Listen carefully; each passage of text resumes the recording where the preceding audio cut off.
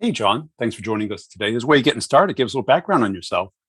Sure, be happy to. And let me, if you don't mind, can I ask a question of you first, Brian? Sure. Hit me All up. right.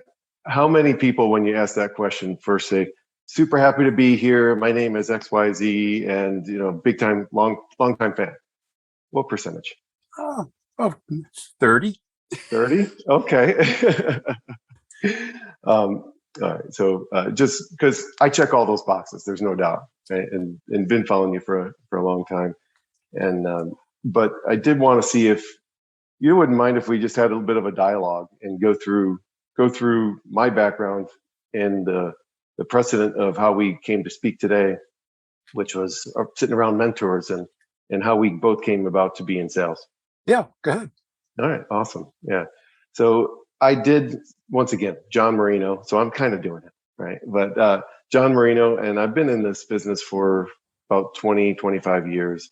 And what I've learned throughout those years of mentorship, just starting out of school, being an engineer by background and education, and getting really involved in technical things is what I really loved. And I discovered through the process of one of my first mentors at Lockheed Martin. He said, "Hey, John, it seems like you know how to ask the questions. Because just make sure you stay technical in it." And something like that stuck with me for a long time. And so I moved on from there and actually learned from another great mentor named Adil Shamali, who taught me the art of asking those questions and being able to just make them flow in a conversation. And I saw where it got him in terms of owning a successful business and teaching me a lot there. And after that, when I said, I'm kind of technical, but at the same time doing business development types of things, how do I get to that next level, that next step? And part of it was money, part of it was the advancement of the career.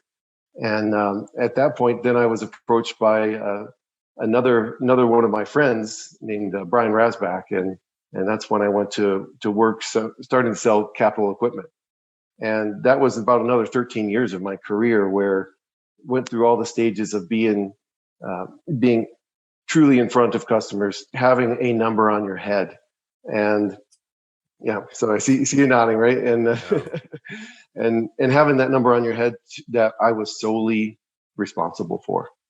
And so they're learning the process of embedding myself in a customer's buying procedures and process, and really understanding where they were coming from so that we could both win. And and and then moving on from there to actually take a little bit of a break and do the startup thing and take a risk, going from a nice publicly traded company with lots of steady things that would come, right? Yeah. Lots of resources, to doing it all on your own, and learning how to treat those types of processes different types of buyers, different types of technology, maybe different goals. Maybe it's not revenue, maybe it is what is our market presence, right? And adapting that to learning how to set up strategic partnerships to get that goal accomplished in the end. And then after that to where I am now at Autodesk, um, also switching and and having a role of account based selling, which is a little bit different than a territory or maybe other types of, let's say, a commodity type of sale. All very different, right? And so through that process, having great mentors right now as well, about just learning how, geez, as a 47-year-old guy, to be more direct, right? That's something that my current mentor Ben Whitcomb is telling me, just be more direct, and how I can see how it's just changed the way interactions are, right? And then as well, giving back throughout this whole process along the way to try to teach others what I've learned, and maybe some good things, some bad things. And And I know it's a big thing for you, isn't it? Right? That's giving back. That's why we're doing this today. yeah. And what was your motive to get into sales? Were you not comfortable in engineering? Was it money? Was it? No, it was feeling very comfortable. I wanted to do more, though, have a bigger impact. Yeah. And I've never really been one to just sit down and sit and design something from start to finish, the typical engineer workflow. And I really enjoy that process of discovering the problem, getting a solution to it, and essentially challenging along the way to ensure that it's the right match for the customer. It's the right match for us. And yeah, the money's great too, right? It's either you own the business or you're in sales. It's Yeah, one or the other, kind of. right? And Yeah. so how did you adjust these things? Did you elicit them from your mentors? It's like, or did they offer it up? Or Oh, it was both. That's a really good question, because you have the opportunity to most of my mentors. You have, let's say, the in-office interactions, the ones where they might be early on in the career, they're shouting you on the phone, and then as well, I think the best ones are when you're in person. You get to maybe not respond to a question, and you see how they respond, and then eventually you start to regurgitate that, and it becomes your own. And through that process as well, just being vulnerable and being able to say, I think I messed up here. I think that, what could I have done differently? And let's learn together, right? And all of my mentors through that process have taken me through it and said, that's okay. Everybody messes up. It's all right. Did we win in the end? Right? What was the score of the game? yeah. Right? Yeah. Does that And, answer your question? oh, yeah, a little bit, because I think that's important, because when we not only accept it, but elicit it Mm-hmm. from ourselves and from other people, because they'll see it clearly. Yeah. Right. A mile away. They'll see it coming.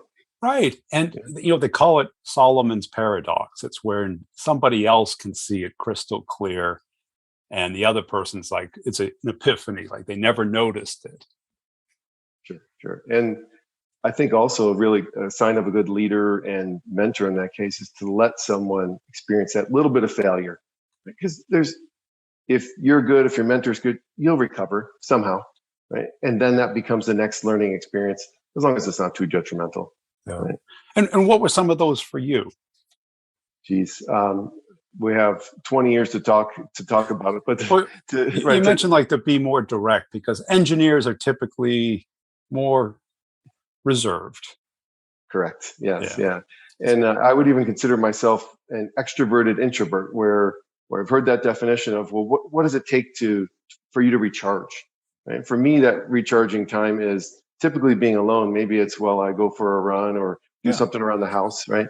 And in those times where being more direct, so for example, was able to, in the past few years, close, a 7-figure deal where it took, these are long sales cycles. We're talking 2 years, right? 2-3 years.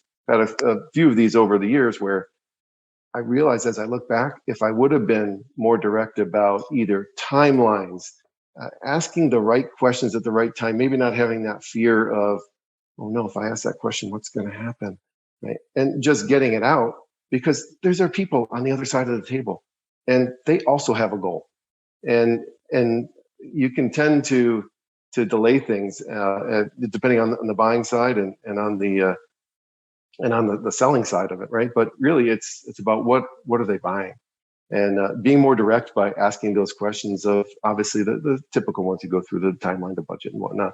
Those will come out, yes, but also saying, I know I've watched many of your podcasts, and you're walking around in a beautiful neighborhood, very inspiring. And I'll get back to that in a second. But also, you say you went through one where the buyer is, oh yeah. Well, we're working on it right away. We're working on it, no problem. Yep, just give me the quote. Give me the quote. And the end of your podcast there, or the end of your walk was, hey, if we would have just stood up a little bit, maybe not so much pushback where you're grabbing them by the shirt, No. but just a little bit of pushback, right? And gaining understanding, gaining clarity. So that's about, I think, what's the valuable part about being direct is, hey, I'm just trying to gain clarity here so I can help you. That's Right. it. Yeah. Because if you left people to their own devices, they'd probably buy as little as possible and at the last possible moment. I think that's human nature, isn't it? Right. Where where you have the path of least resistance, and how's it going to hurt the least. But maybe without that, a little bit of longer foresight to understand that, this is going to help me in the long run, whether it might be a day, a month, a year, or 10 years from now. And that's our job. I'm sorry to. Yeah. Nobody runs into the hospital and says, hey, I want this elective surgery right now.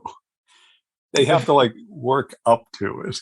Exactly. Yeah. And I know that you're a big believer that, and that's our job as well, to guide them through that process in a timely manner, right? Because we're busy people as well, and our time is just as valuable, sometimes more or less, whatever that might be, for our customers too. And I think it's really important to be direct about that as well. Right. And I think too often we get comfortable with just the champion, and we don't understand what the champion has to do within the company.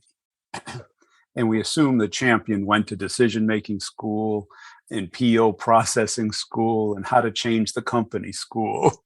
Yeah, often not the case. And there's never been that case. And like I mentioned earlier about embedding yourself in the process, well, if you know what they have to do to get a job done, then it just makes it that much simpler for them and for you. And now, and as well, something as well about being direct about it. Hey, why don't we work out a joint time plan on this together? And then we'll hold each other accountable. I mean, that's if you have accountability within yourself as well, and then they start to have it, you'll get it closed quicker. Well, they've been through how many deals of buying your stuff? Maybe a couple over 5 years, right? And if you told them to write down how it happened, I doubt they'd even remember. But we do it every day. We tend to see the pattern and we pay no attention to it. We just say, we either got the order or we don't. What do you need? Sure. And I can even look at my current company. It's a 13,000 person company.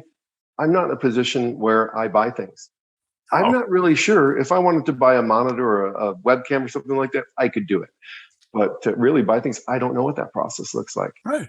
And so there's my own vulnerability, and maybe we learn from that, and we can use that to advance things as we go. We tend to stick with thinking that selling is just when we're talking, when we're presenting, when we're demoing, when we're negotiating, and when we're closing. But in the complex sale, it's almost the inverse. Most of the selling happens when we're not there. And we have to either guide them or walk it through that process. Sure. And I mean, if you look at the 10 years ago, and I know you have your opinions on challengers selling and whatnot, but I agree with a lot of your concepts of there are really good concepts in there. And I think we should use a little bit of all of it. But part of that is, like you're saying, if you're not there, well, how do you take control of that when you're not there? Right? You have to do it. You have to do it. So it's right, because challenger really is, it's just pushing back.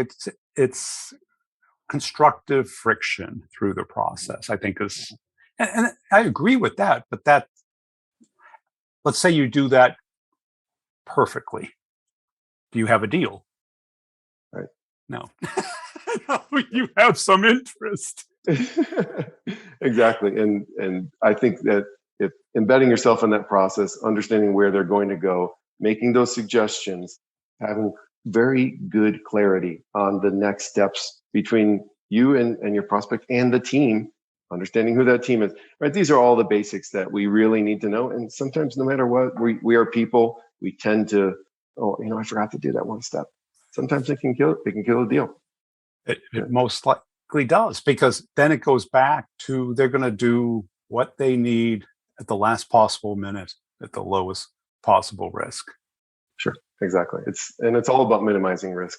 And how many times have you had a customer say, hey, can you give us 10 more licenses? We'll get the order through next quarter. Well, they obviously needed it, right? Yeah. They wanted it. They've got the money. Yeah.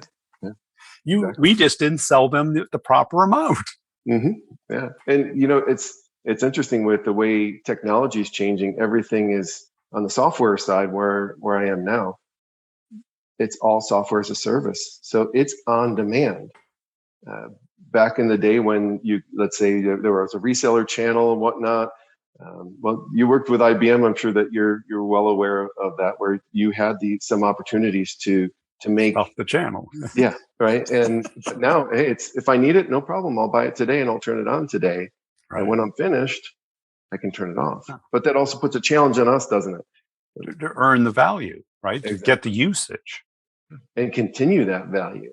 Yeah. So that's something that I've really found extremely interesting and challenging about a continued role in sales where I am now, that you have to keep them happy. And it's not just about closing that one deal where everybody won at a certain time, but now it's okay. Well, what do we do after that? How are we directing a pit crew of people around us? It's the team to keep them happy, and then to look left and look right, especially in an account-based selling role where you have a limited amount of places you can go to. Right. Yeah. And what skill do you think you wish you had that would get you to the next level? Yeah. All of them. How's that for an answer, Brad? But you can't. I'm glad you narrowed it down. Yeah, exactly. Just a clear funnel, right? Yeah. It's one of the things that I really enjoy is continued learning, and that comes with a skill as well to try to focus and funnel that down into a concentrated effort and path forward to define success whenever you want. That's a week, a month, a year. And part of as well, I think some of my demeanor is when I'm there, I can absolutely focus, not a problem. But there are so many things that I love. I want to do this, that, right? So for me, the answer would be to discern. I use that word carefully, to discern what that path is quickly, right? So it comes down to a decision-making process, and to understand that. I think that's something that I'm working on now, and I would love to learn more about. But the problem is if it's everything, then it's too much and nothing gets deep enough. Mm-hmm. But like I do a monthly type thing, Mm-hmm. trying to build a habit a month. Have you found a way of either documenting it or holding yourself accountable on a daily basis? I have, actually. So it's simple things that I'm standing on the shoulders of giants from other places, where simple things like time blocking. Yeah. Okay. Time blocking. And that will say, okay, if I need to get something done, typically I'm going to get it done the first part of the day. So it's done. I've accomplished my goal. I can feel better about all the other things that I'm going to do. But so time blocking to also time block I think is the answer to your question. Is like, okay, well, what do I want to do? What do I want to get accomplished this month, next month? And just setting goals, right? Typical, the smart goal setting system is the way to do it. And I'll set time in my calendar to block things out and then hold myself accountable to them. Life happens, of course, in the middle. And then, you know what? In my calendar, I can just kind of move it around a little bit. As long as I get it done by the end of the week, it's okay. Right? And being okay with that. Yeah. So you have a to-do list? Is that?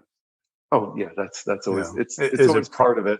Yeah. Yeah. It's I try to actually make my to-do list in my calendar, so that this way it is, well, only 24 hours in the day. And then we all have families, putting accountability towards the family as well, because we have to have a reason to work, right? And that's my reason, is my family.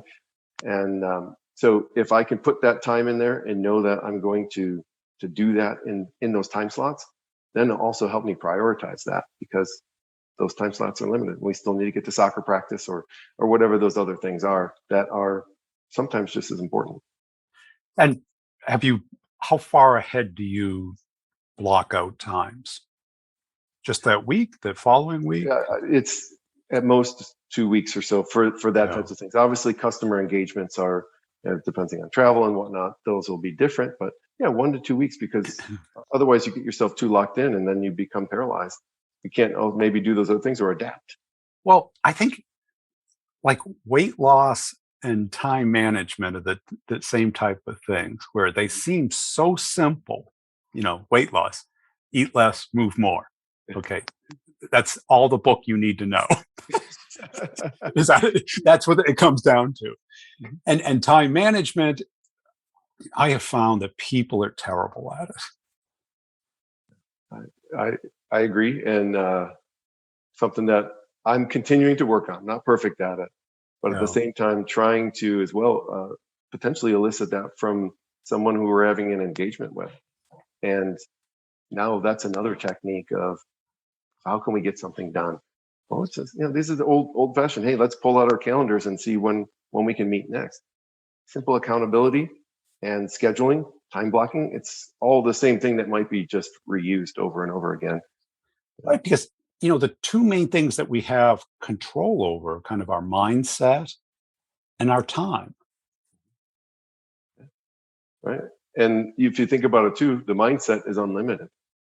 As long as we have this growth mindset, but there's no limit on that.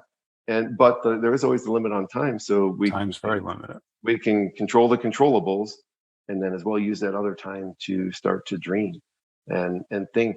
And that's another thing as well, Brian, that I would really love to do more of, is to take the time to think. It sounds silly, but I've something that you actually inspired me to do. And by seeing you walk around and give these little lessons, I love them. All my sales friends love them, and it's a fantastic thing. So I'll say thank you for doing that and inspiring me. And so now, if I challenge myself to go out on a run, I'll listen to music or I'll listen to a podcast or whatnot, but I'll also shut it off, maybe halfway in, or maybe start it and stop it, so I can actually sit and think about, what is this person saying and how can I put it into action?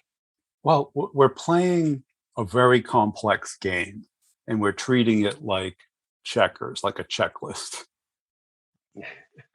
And then we're wondering why we're not winning the game. Yeah, exactly. And another a quote from a song that I love. It's like, hey, I know the score, but it's not the game I'm playing. Right. Right. And so okay, what is it? What game do you want to play? And then how do you want to set the score and know it, and then do what you need to do to win it and make everybody smile in the end. Right, because certainly the things that we're doing are very complex. There's multiple steps. The default is they're going to do nothing or do it as little as possible and as slow as possible. And it's our job is to get it as big and as fast as possible. Exactly. Yeah. And throughout that process, work is a 4-letter word, and we're going to do what we have to do to make sure that we're respectfully persistent along the way, and ensure that we're just doing the best for the customer, for the company, for ourselves. That's all we can do. Right, because how you get deals done, you have to think through that process, and it's a prevention thing. And to prevent something, you have to anticipate it, because most of these deals, the behavior is pretty similar. Right? Everyone's excited during the meeting. Oh yeah, send us a proposal. Infinite usage. 5 years? No, 10 years. Right? You leave and then they don't call you back. Has that ever happened? Sure. Yeah. Has it ever not happened? It's really exactly. What we should say. And the most important thing, I think, as you ask that question, is what do we do to fix it? It's going to happen. What do we do? We look back, we say, what did I do? What did I not do? What did we as a team, as a collective, do and not do? And at least in my position, I'm happy to be the one that I can be held accountable for that strategy along the way, and that execution as much as possible, because all we can really do is influence. Right? No one necessarily likes to be told what to do. No, but they do want to do what's in their best interest. Not just in the moment, but in the long term. Long term. And along that way of the influence structure is what's in it for them. Yes. And what's in it for the company and whatnot. But typically, most people that I've dealt with, it starts with what's in it for them. What's their right? What is their metric? What is their currency? No customer ever, hey Brian, what's best for you? No one's ever asked that. No, I'm not sure. Yeah.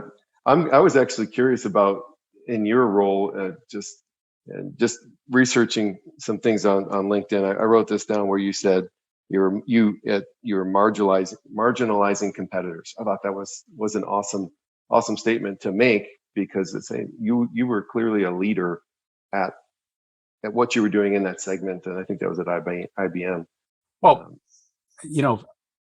my motto with me and my team was, we don't compete to win. We compete to kill. Which means, of course, all the competitors had salespeople in my territory. I knew all their names, and every time a headhunter called, I gave all their names to the headhunters. Interesting. Yeah. Okay. I kept everyone moving around. So what you wanted, because you don't, the weaker your competitors are, the stronger you are. Hmm. Multifaceted approach to winning, and Yes. to, like you said, to killing it. And Right.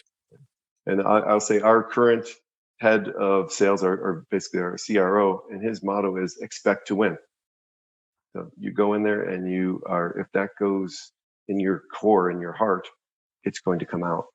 Yeah. Yeah. And doing it the right ways is important, and typically it's going to happen. And what motivates you? Yeah. It is that fight. I love a tough problem. Okay. So it, and it could come from, I'm typically very internally motivated, where I want to go and, yes, I want to win. I'm very competitive. I'll But if I don't win, okay, like I said, we've covered what we're going to do to fix it, right? But internally, I love that concept, and to solve the problem so that everybody can win mostly. Right? Yeah. Everybody's going to have to give a little bit in that process, right? And but that process of solving the problem, it's awesome. I love it. It brings a smile to my face. And I'll tell you what, where you have maybe that 2-year long sales cycle, you get to the end of it, and oftentimes it's a little bit deflating right afterwards, because you're like, wow, I did this. Now what? Now what's next? Right. Right. And then you start that same process over again. And then at the same time, then it's motivating.